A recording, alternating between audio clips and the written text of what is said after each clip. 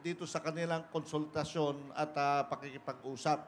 Ito po yung ating tinupad at ang atin na lang pong ginagawa ay yung paghahanda sa mga other na issues na ite-take up kagaya ng social and economic reforms.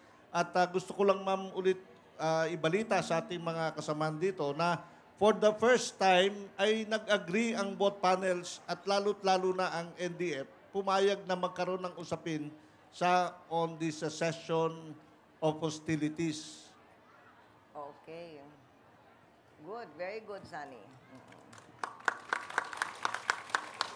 Mrs. President, for our final question, in view of the last Green Report, which we heard has already been renamed as REACH, what is your assessment of the current economic prospects of the country for the last quarter of the year? Well, first of all, Moody's has upgraded our rating, and that is in the middle of an world economic crisis, so that's what makes it even more remarkable. Bakit in-upgrade tayo ng Moody's? Because they took into account the resilience of our balance of payments, our financial system, the inflation is low, we have a lot of foreign exchange reserves, our peso is stable. At ako'y naliligayahan naman na itong mga binanggit ng Moody's kung bakit malakas ang ating ekonomiya at mas maganda ang ating credit rating ngayon, ay dahil sa mga reformang ginawa natin matagal na, yung mga fiscal reforms natin. At we've been doing this throughout our administration. Kaya nanggaling na rin sa ibang mga eksperto na tayo ay mas mataas ang ating rating ngayon kaysa dati pa. Kaya inaasahan natin na gano'n na nga ang mangyayari for the rest of the year. Again, it is also because tuloy yung ating remittances galing sa ating OFWs, tuloy yung ating consumption at malaking tulong ng Pantawid Pamilya, yung consumption natin ay namamantene natin.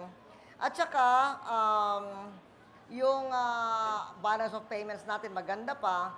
And kahit na tayo gumagastos sa kanitong mga bagay, bilo mo 1 million aabutan natin, yung PhilHealth, ang laki-laki ng ginagastos natin sa mga pro-poor programs, pero ang ating deficit ay very prudent pa rin. Kaya yun ang magandang hinaharap ng ating ekonomiya.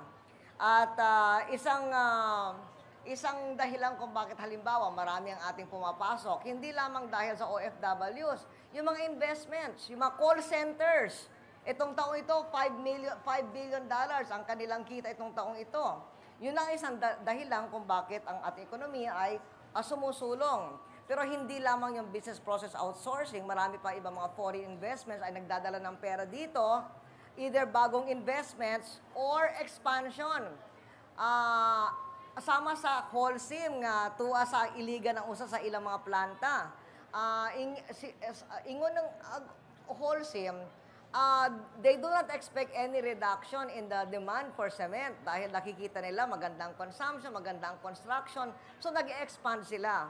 At yung Coca-Cola, which is all over the country, sabi nga nila sa akin nung nagbisita nung pinuntahan ako nung tayo nagpunta sa Amerika, sabi na, they're all over the world.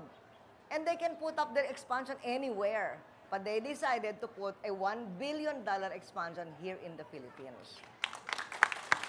O inyong nabati mga igala ang atong pakihinabi sa atong presidente. Di niyang gisay-say kanato ang gihimo sa iyang pamunuan alang sa pagpauswag sa atong ekonomiya o sa paghawas sa atong mga kabus gikan sa ilang kalisod. Dalaygon kay kini gihimo sa atong presidente o angay nga ipadayon kini. Kung mahimo, hangtod sa hangtod. Maayong buntag. Maraming salamat po sa inyong lahat, mga kababayan. Salamat, Sab. Thank you. Thanks, Khalid. Thanks a lot, Frank.